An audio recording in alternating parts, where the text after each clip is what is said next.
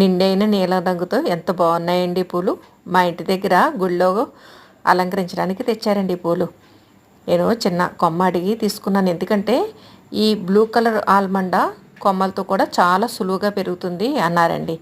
అవి తీసుకొచ్చాక చిన్ని చిన్ని కొమ్మల కింద కట్ చేసి దానికి కింద రూట్నింగ్ హార్మోను పౌడర్ అప్లై చేశానమాట.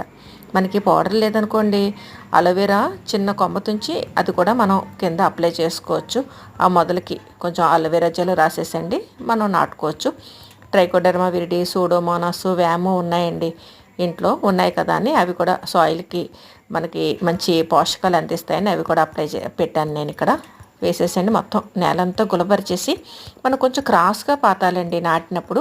ఆ కొమ్మలు నాటేసి ఆకులు ఎక్స్ట్రా ఉన్నవన్నీ తుంచేసి చక్కగా ఇలా నాటి పైన ఏదైనా ప్లాస్టిక్ కవర్ పెట్టేసాం అనుకోండి, 15 డేస్కి మొలకలు వచ్చేస్తాయండి ఎటువంటి కొమ్మైనా సరే.